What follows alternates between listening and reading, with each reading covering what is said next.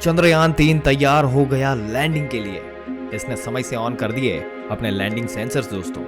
इसका मतलब ये कि चंद्रयान 3 पूरे तरीके से तैयार है लैंडिंग करने के लिए, इतिहास रचने के लिए ये तैयार है।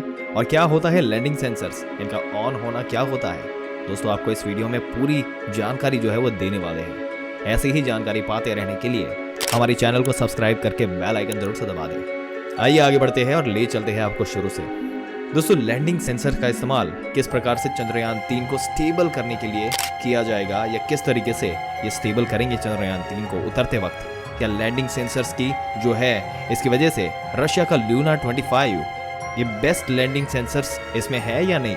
कौन बेहतर तरीके से सॉफ्ट लैंडिंग करेगा चंद्रमा के सरफेस पर। या लूना 25 क्रैश कर जाएगा, या चंद्रयान 3 लैंड कर पाएगा, या फिर चंद्रयान 3 और लूना 25 दोनों ही सॉफ्ट लैंड करके इतिहास रचने वाले हैं। आइए आपको बताते हैं पूरी डिटेल। दोस्तों आज की तारीख में जब हम ये वीडियो रिकॉर्ड कर रहे हैं तो चंद्रयान 3 महज 113 किलोमीटर दूर है चंद्रमा की सरफेस से, और अब उसने अपने लैंडिंग सेंसर्स को एक्टिवेट कर दिया है। अपने लैंडिंग सेंसर्स को एक्टिवेट कर दिया है, इसका मतलब उसको चंद्रयान 3 सिर्फ एक मशीन नहीं समझ रहे हैं, एक चलता फिरता एक AI रोबोट समझ सकते हैं। जी हाँ दोस्तों, आर्टिफिशियल इंटेलिजेंस से लेस, बेहद कॉम्प्लेक्स एल्गोरिदम से लेस एक ऐसा रोबोट जिसके पास अपने एनवायरनमेंट को समझने की काबिलियत है, जो अपने पोजीशन स्पेस में समझ सकता है कि वो कहाँ पर है, किस गति से चल रहा है, उसे जहाँ जाना है वहाँ अपने जाने की जगह को खुद वो खोज सकता है। आप उससे बहुत बड़ी बात कर सकते हैं दोस्तों, धरती से 3,84,000 किलोमीटर दूर जाना और वहां जाकर सिर्फ एक ऑर्बिट के अराउंड वहां पर चक्कर काटना, एक छोटे से पैच में इतने बड़े चंद्रमा में उस जगह को खोज करके उतरना, और वहां भी बोल्डर से बचना, वहां क्रेटर से बचना, वहां सभी दूसरी समस्याओं से बचना, और अपनी गति को सही बनाए रखना, अपनी ओरिएंटेशन को स्पेस में सही बनाए रखना।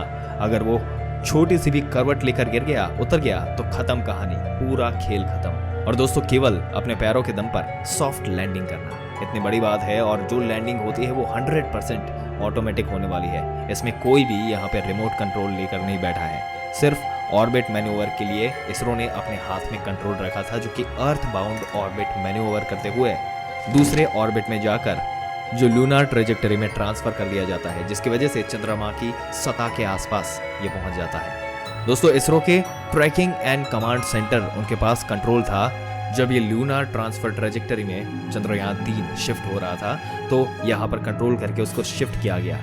पर दोस्तों लैंडिंग के लिए कोई चंद्रयान 3 का हाथ नहीं थाम सकता, क्योंकि वो लैंडिंग साउथ पोल पे होने वाली है, जो एरिया जो पृथ्वी से दिखता नहीं है। और वहां पर चंद्रयान 3 को ही सब कुछ समझना होगा, उससे ही सही डिसीजन लेकर के धीरे धीरे उतरना होगा अपने आप उसके AI की मदद से। उसमें कोई मदद इसरो नहीं कर सकता। वो इलाका है जहाँ डायरेक्ट सिग्नल भेज पाना बेहद मुश्किल काम है। अगर इसमें पायलट बैठा होता और ये मैन मिशन होता तो उसमें पायलट बैठ करके एक मैप के हिसाब से देखते हुए अपना लैंडिंग करवा सकता था। लेकिन यहाँ पर बात हो रही है एक ऐसे रोबोट की जिसके दिमाग को ट्रेन किया गया है, जिसमें कंप्यूटर को, जिसके एल्गोरिदम को ट्रेन किया गया है कि वो कहाँ पे उतरना है, किस तरीके से उतरना है, क्या पूरी प्रोसेस होगी, अगर इतने डिस्टेंस में कोई पत्थर है या फिर कोई क्रेटर है तो किस तरीके से लैंड करना है। तो दोस्तों हम ये समझ चुके हैं कि इस रोबोटिक डिवाइस जो चंद्रयान 3 के अंदर एक ब्रेन के हिसाब से यहाँ पे मौजूद है, वो काफ़ी सारे लॉजिक मॉड्यूल्स इसमें फीड है डाले हुए हैं, और काफ़ी तेज़ कंप्यूटर जो है वो इस तरीके से काम कर रहा है। लेकिन इसे अपने आसपास के वातावरण को समझने में जो स्पीड से वो चल रहा है, ये कहाँ है अभी चंद्रमा के सरफेस पर, कितनी हाइट पर है चंद्रमा के सरफेस पर, कौन सी जगह पे उतरना है, ये सब वो सेंस करेगा। अगर इंसान होता तो अपनी आंख होती उसके अंदर, ये सारी चीज़ें जो आंख में प्रोसेस करके वो दिमाग से प्रोसेस करता, उनके पास इंद्रियां होती। पर दोस्तों जिस चंद्रयान 3 के आर्टिफिशियल इंटेलिजेंस की हम बात कर रहे हैं उसमें इतने हाई क्वालिटी वाले कैमरे लगे हैं कि वो आंखों से भी तेज़ और आंखों से भी बहुत ही क्लियर पिक्चर्स यहाँ पर ले सकते हैं। और इसके अंदर जो सिस्टम है, जो आर्टिफिशियल इंटेलिजेंस जिसकी हम बात कर रहे हैं, जो फीड किया गया है इसके अंदर जो लॉजिक और डेटा, वो इस तरीके से है कि वो आंखों से देखे हुए पिक्चर्स के हिसाब से हर एक डिसीजंस वो लेता है, और वो एकदम दिमाग की तरह काम कर रहा है। वो दिमाग की तरह काम कर रहा है, और उसके लेग्स और बाहर का जो भी बाहर के स्पेयर पार्ट्स है, जो मूवमेंट हो रही है, वो उसके हिसाब से सिग्नल भेज करके चंद्रयान 3 से वो लैंडिंग करवाने में हेल्प करेगा। तो वो पूरे बॉडी पार्ट्स की तरह काम करने वाला है। और दोस्तों इसरो के वैज्ञानिक सिर्फ चंद्रयान 3 के द्वारा भेजे गए फोटोज और वीडियोस ही देख सकते हैं, चंद्रयान-3 ने यहाँ पे सक्सेसफुली सेंसर्स जो है वो टाइम से ऑन कर दिए हैं। यहाँ पर इसरो के वैज्ञानिकों का कोई हाथ नहीं है, उन्होंने बस डिज़ाइन करके वहाँ पे भेजा है। बट अब चंद्रयान-3 खुद के हिसाब से वो डिसीजन ले रहा है सारे, और खुद ही अपने आप को ऑपरेट कर रहा है। इस सेंसर्स की बात की जाए जो एक्टिवेट हुए हैं, उसमें सबसे पहली चीज़ है कैमरा। ऑन होने के बाद ये कैमरा देता है इस इमेज, वीडियो फुटेज, ये दोनों ही चीज़ें देता है और इसे एनालाइज करता है ऑन बोर्ड कंप्यूटर का एल्गोरिदम, और बताता है जगह ऊंची है, जगह नीची है, या ये जगह पहले से ही प्लेन है जो हमारे कंप्यूटर की मेमोरी में फीड करवाया गया था।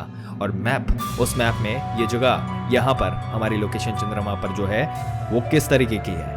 कहने का मतलब दोस्तों ये है कि जो कैमरा है वो उसकी आंखें बन चुकी है, जिस तरीके से हमने आपको पूरा डिटेल समझाया।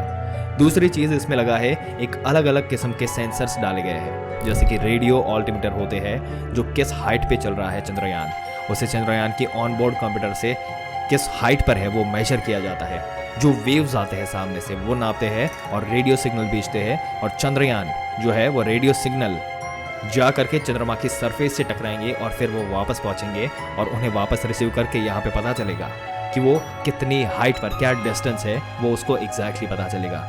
और दोस्तों जितने टाइम में हमने आपको ये प्रोसेस एक्सप्लेन की, उससे भी कई गुना ज़्यादा स्पीड में चंद्रयान-3 जब हम बोल रहे हैं ये काम करके, मिली सेकेंड्स में ये काम करके डिसीजन ले लेता है। और दोस्तों इसके अंदर एक जो एक्चुअल डिस्टेंस जो रहता है वो एकदम पिन पॉइंट पर प्रिसीजन के साथ, एकदम जो है वो थोड़ा सा भी बाल इधर से उधर नहीं होता, उस तरीके से एग्जैक्ट कैलकुलेशन के हिसाब से ये हाइट मेजर करता है। और जब ये ज़मीन पर उतर जाएगा, जब इसका लैंडिंग हो जाएगा, तो ये पूरा एरिया जो है वो पूरा स्कैन करता है कंप्लीटली वो इलाका, और इस इलाके का 3D मैप उसके दिमाग में, AI वाले दिमाग में वो चल जाता है, वो पूरा प्रिंट हो जाता है। 3D मैप आप समझ सकते हो दोस्तों, जिस तरीके से वहाँ पर पहाड़ है, कहाँ पर वो क्रेटर है, वो हर एक चीज़ की एक एक डिटेल इसके दिमाग में फीड हो जाती है। और फिर जो लैंडर रहता है वो अपनी पोजीशन को डिटेक्ट करने में कैमरे की मदद करता है, और AI इमेज ले करके यहाँ पर उसे पता चलता है। तो दोस्तों यहाँ पर सेंसर जो है वो काफ़ी एक्टिवली हर एक चीज़ में, हर एक एक्शन में इन्वॉल्व रहते हैं, बहुत ही एक्टिवली ये हर एक टास्क परफॉर्म करते हैं, क्योंकि उनको उसी टास्क के लिए डिज़ाइन किया गया है, उनको उस तरीके से ट्रेन किया जा चुका है। और दोस्तों चंद्रयान-3 के ऑन बोर्ड कंप्यूटर्स, इसके अंदर इसके पास जो है वो मैप, इसरो में उनके साइंटिस्ट के वहाँ पर सेंटर जो है हमारे जो इसरो के, वो सेंटर्स पर ये जो है सारा डेटा यहाँ पर भेज देते हैं, ताकि इसरो के साइंटिस्ट को पता चलता है कि इनका ऑन गोइंग लोकेशन क्या है और किस तरीके की एक्टिविटीज चंद्रयान-3 परफॉर्म कर रहा है। दोस्तों आपके क्या विचार है चंद्रयान-3 जिसने अपने लैंडिंग के लिए सारे सेंसर जो है वो एक्टिवेट कर दिए और वो आगे बढ़ रहा है? अपने विचार हमें कमेंट करके ज़रूर से बताइएगा, और अगर ये वीडियो और इसमें दी गई जानकारी आपको अच्छी लगी हो तो हमारी चैनल को सब्सक्राइब करके बेल आइकन जरूर से दबा दें। मिलते हैं एक और दिलचस्प वीडियो में एक और दिलचस्प जानकारी के साथ। तब तक के लिए इस वीडियो में अंत तक बने रहने के लिए आपका दिल से धन्यवाद।